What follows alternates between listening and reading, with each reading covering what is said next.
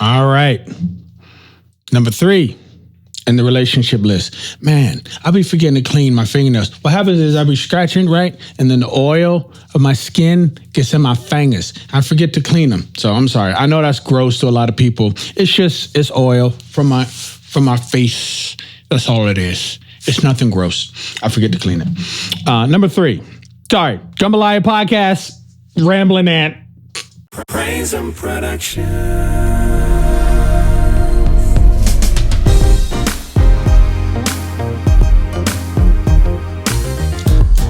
I totally forgot. I was supposed to do the intro and stuff. All this stuff. Rambling ant, Gumbolaya podcast, all those things. I'm C.A. Purcell. Love y'all. All right. Number 3.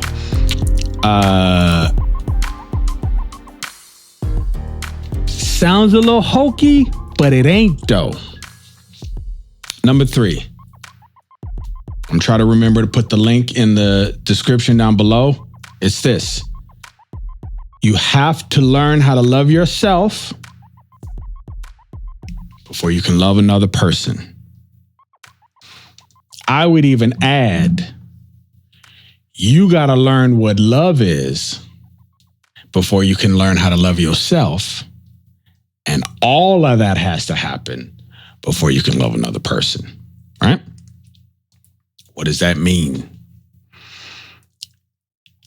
The concept of love, I would say, is probably the most significant non-physical concept, second only to the idea and concept of God. Right? For those who don't believe in a creator, in a sovereign, a sovereign being, an all-powerful being, for those that don't believe in that, the idea and the concept of love, I've only heard disputed or argued by people who are obviously bitter, or who have been through severe trauma, like severe stuff, not, I didn't get everything I wanted when I was a kid, no, like severe.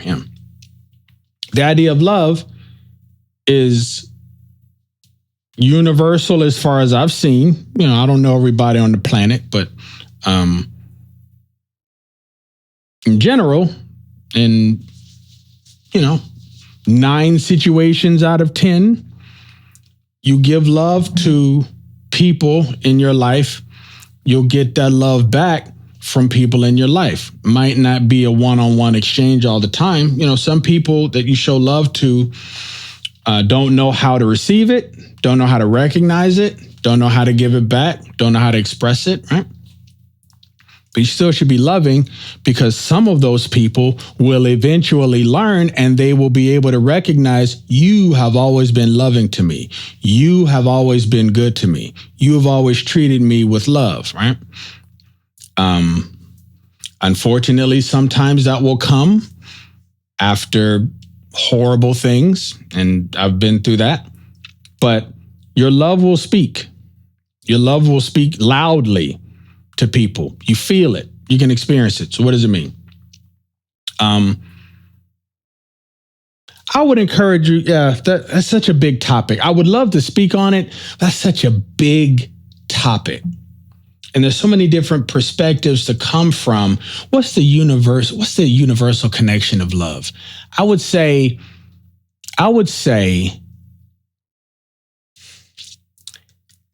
a deeply spiritual and earnest desire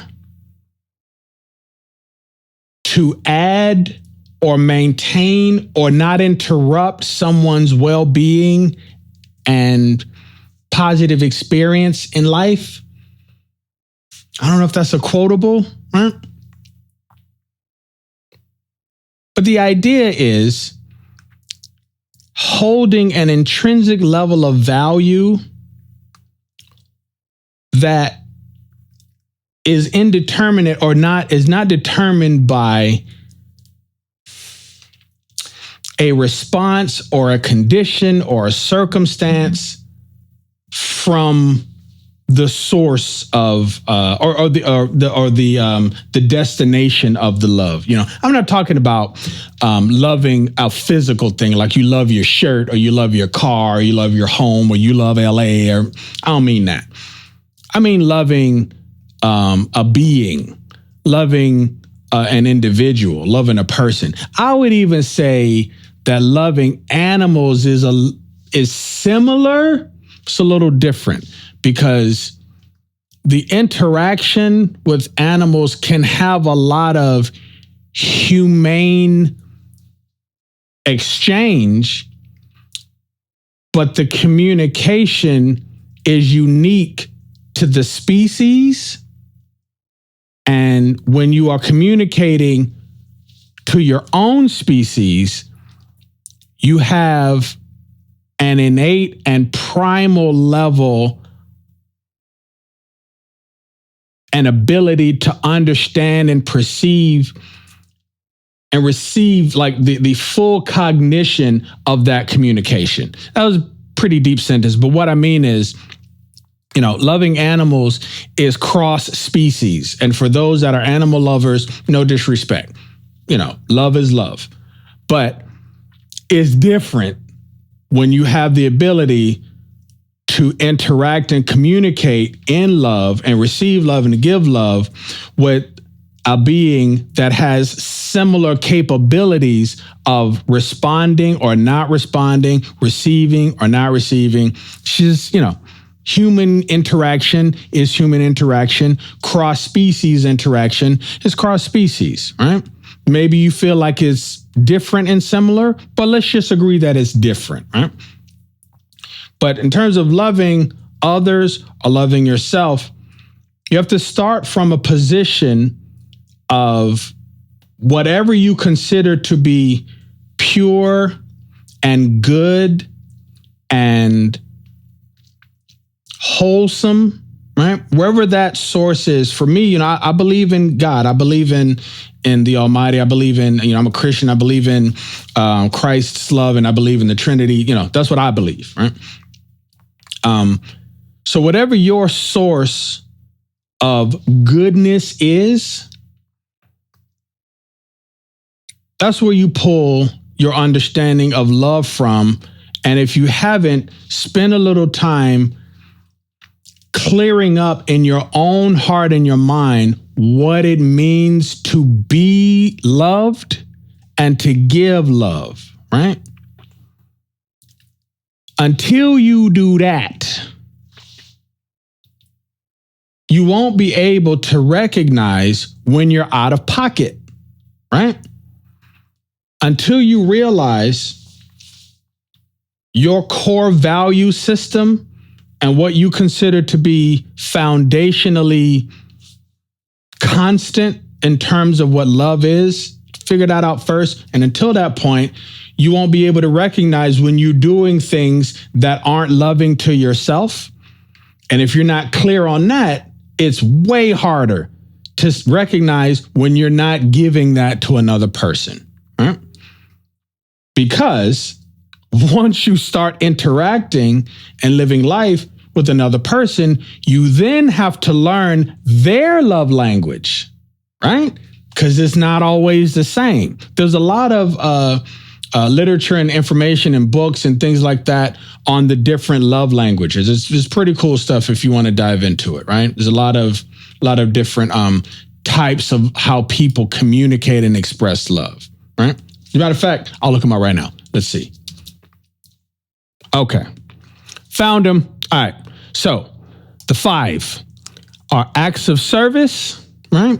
Doing things for someone you love. You'll find this a lot coming from parents. A lot of fathers also show love like this as well. You know what I mean? You ever heard of someone talking to a parent that they might not feel the love for, and the parent says, "What are you talking about? Look at all this stuff I do for you. I pay your bills, take you to the hospital, buy you clothes, right?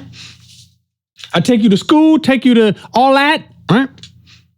A lot of that is dad, moms say that stuff. Like if you have a mother or you're talking to a mother or, or if you ever see this kind of interaction where, somebody might have a mother who doesn't communicate verbally, their love or in whatever way the kid is looking for or the person might be looking for. And then you'll hear the mom talking about, I do this for you, I do that for you, blah, blah, blah, blah. How can you think I don't love you, right? Their love language is acts of service. They're doing things out of love, right? So another one is receiving gifts, right? Giving and receiving gifts. I think receiving gifts is supposed to be specific to getting it. Like, your love language is centered on how you feel when someone gives you a gift. But I think there's some significance also in people who love by gift. So maybe giving gifts would be considered an act of service, maybe. Right? But receiving gifts is a good one, or is another one. Quality time. That is definitely mine. Most definitely. I need the time. I need it. I gotta have FaceTime with people I love. I've grown enough and matured enough and learned enough about life to know that if I'm not able to spend time with someone that I love, it doesn't mean they don't love me. And that took me to my late 20s probably to really get that. But that's a very serious one. And it was something that to be personal, is something that my wife and I had to go through because my wife is a very independent and kind of self-motivated person. She does really well with time alone to be able to focus on the things that she's doing in her life and that she wants to do whatever. So her alone time is precious because she can focus and she can push in directions that she wants to go in. And she's able to get to very, very high and deep levels of focus. You know what I mean? So her being alone is often a good thing. And also she's kind of restored by having that peace of solitude, right? I ain't like that. I be needing time. I need FaceTime. I need to hug. I need to be around people. I need to talk a lot, as you can see, right? That's me, most definitely. Everybody has some level of all these five, but certain people register significantly on some of them. If you ever want, go, it's the number 5 lovelanguages.com, and you can go through it. It's 5 love languages. So quality time is most definitely. It's most definitely mine. Sorry, I gotta. I have an appointment. I might have to jump off. I'll give it maybe 15. So quality time. The next one is words of affirmation. How you talk.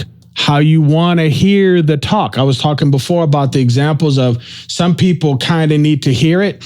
And as a matter of fact, people my age and maybe 10 or so years older than me, a lot of us have parents, particularly fathers, that didn't say I love you a lot. My dad did not say I love you a lot, but there was never a time in my life where I felt like he didn't love me. Never, or at least not that I can think of. Nothing significant, right? Never felt like that. I don't feel like that. I know for sure that my dad loves me as I would want a father to love me. That's not a question for me, but he didn't say it much. He still don't say it much. He does sometimes, every now and then. Probably the last maybe 5 years says a little bit more, but that he just don't talk like that. He don't be saying it.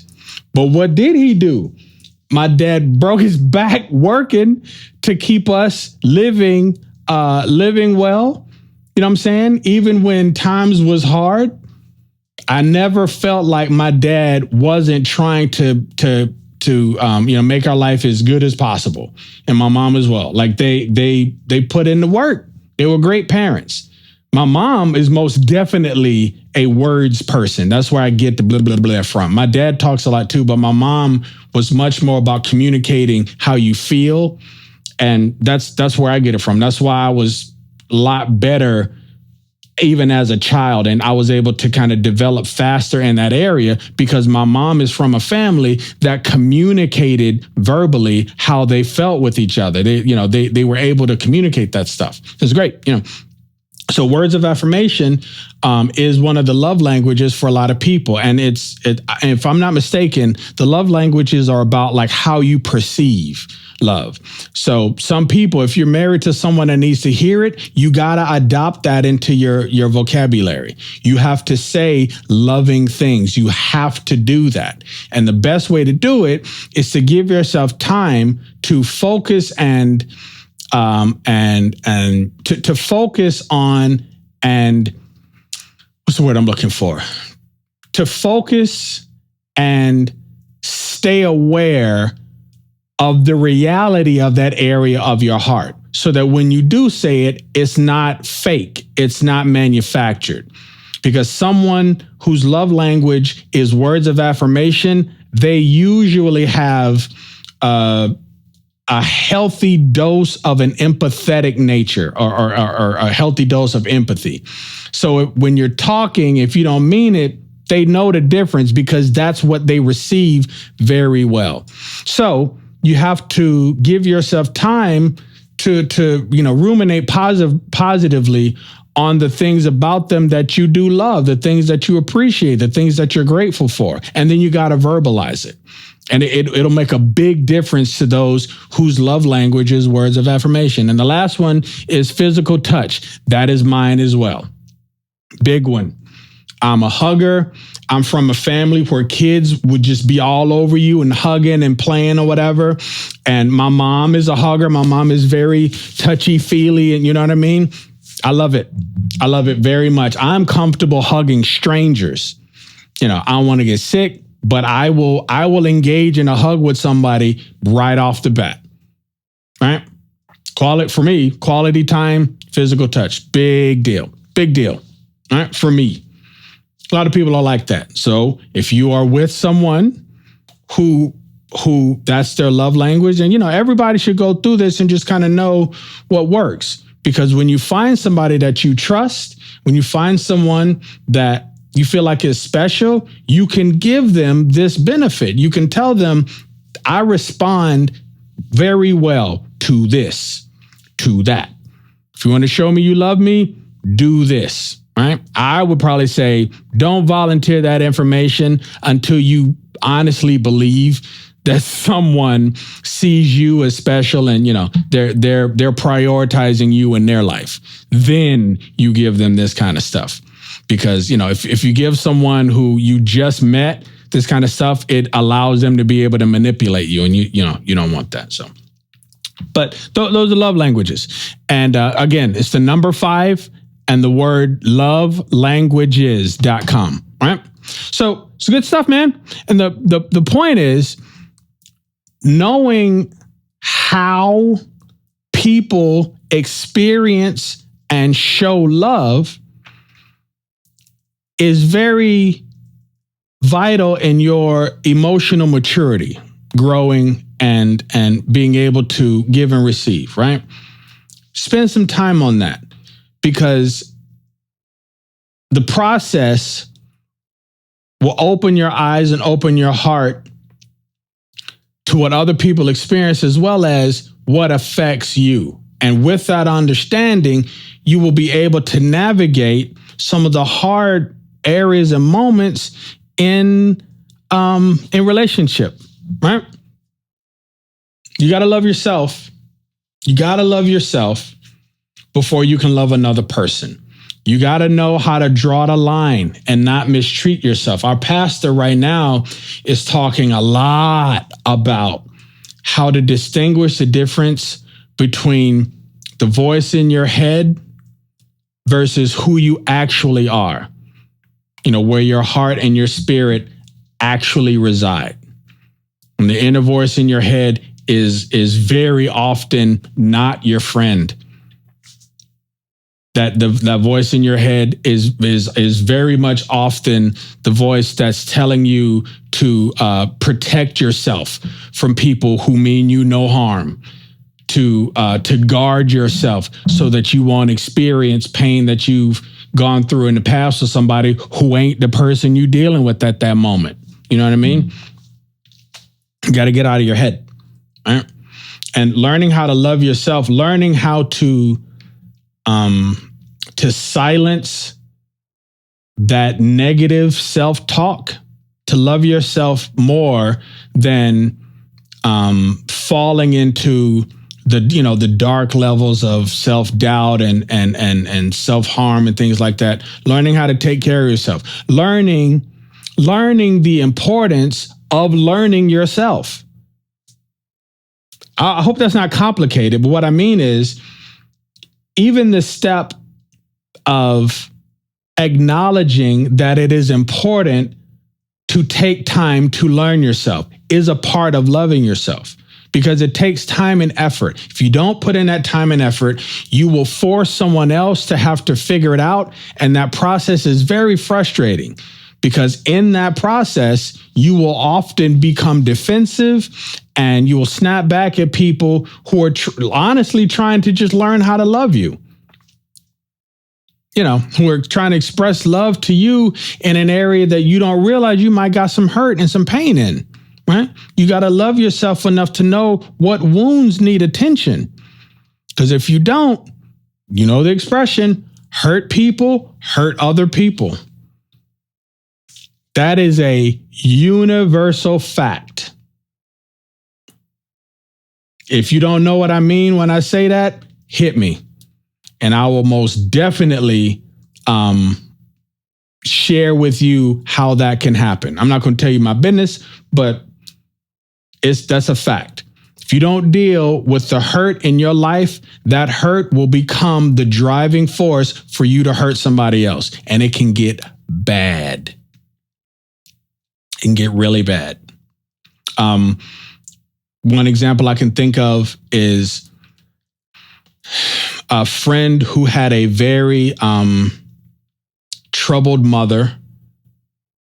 My friend's mother had some very serious psychological struggles. I'll leave it at that. And she raised my friend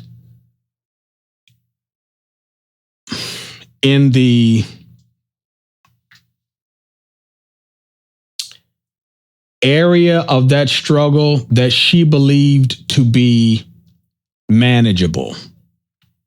Right? She did the best she could. But because she did not reach out for help and prioritize dealing with those things, she created some very serious issues in her son, my friend, right? And my friend then got into a relationship and he was engaged. And the woman he was engaged to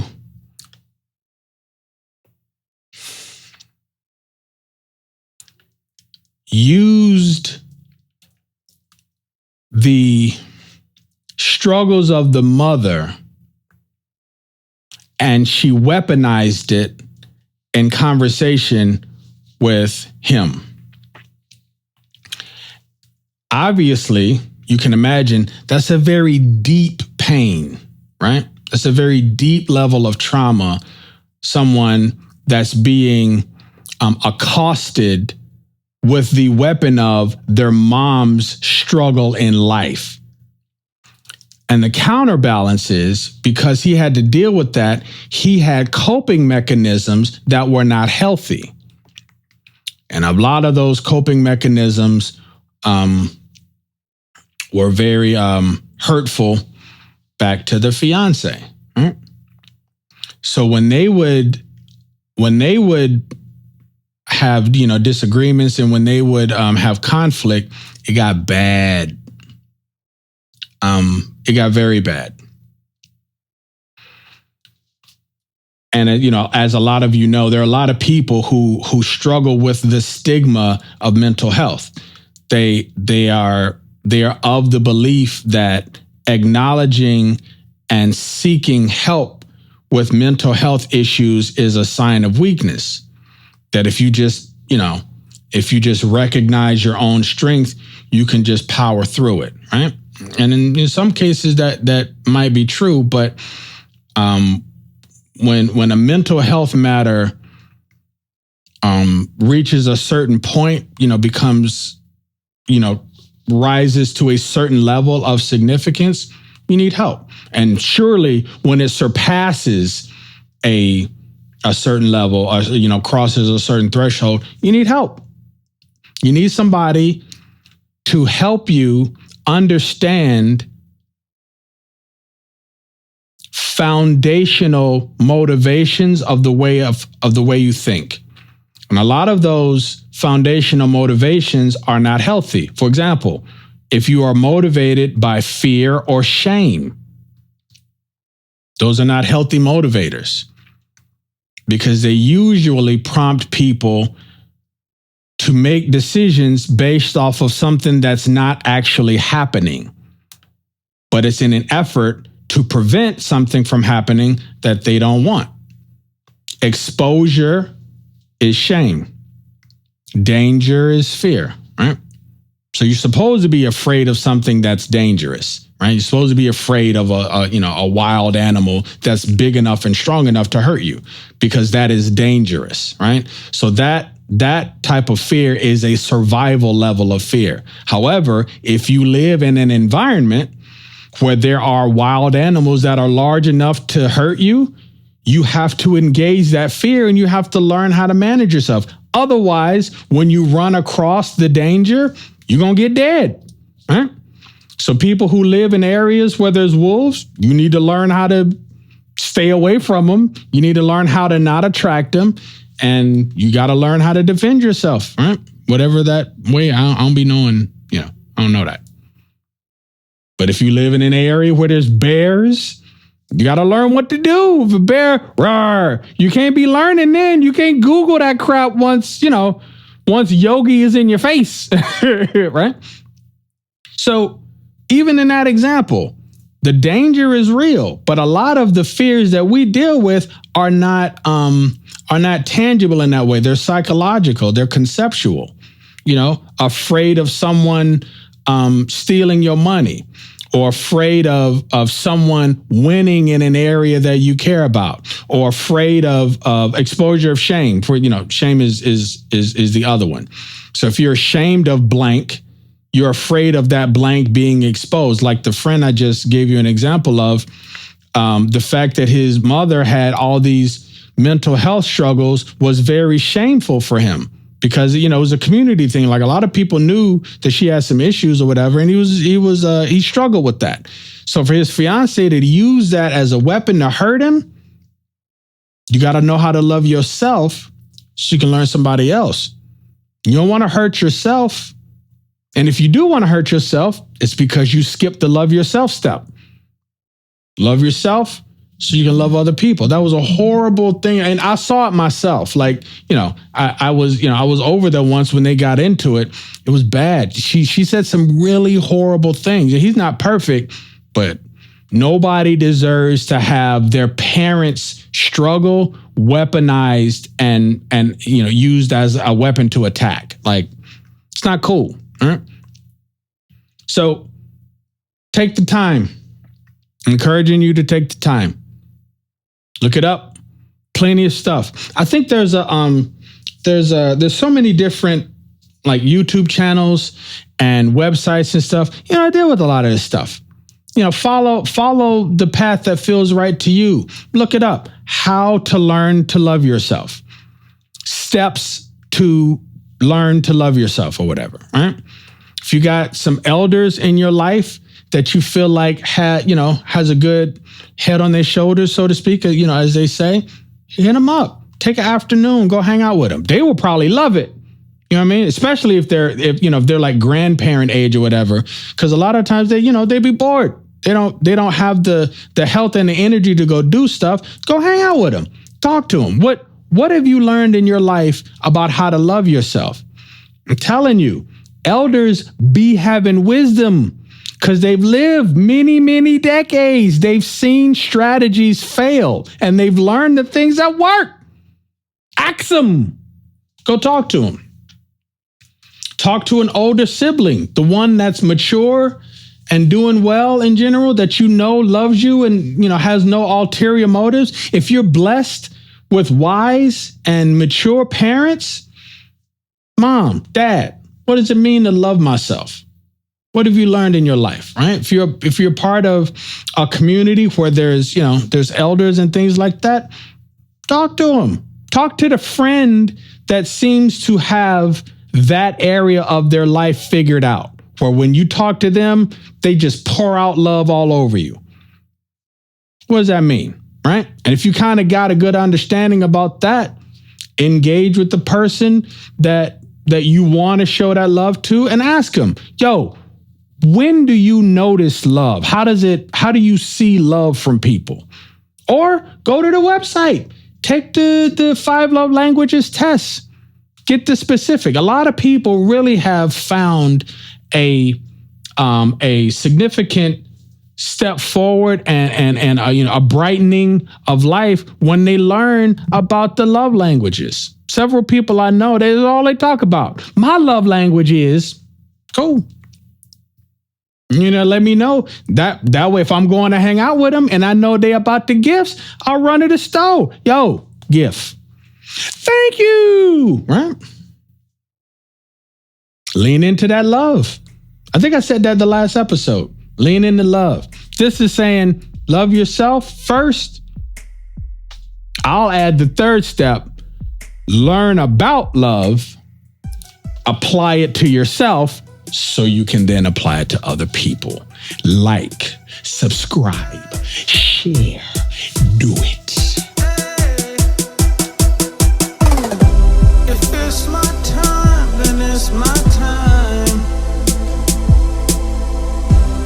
Worry about yours, 'cause I got mine.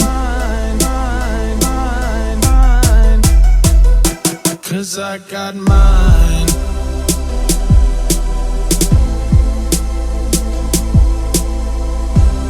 Worry about yours, 'cause I got mine.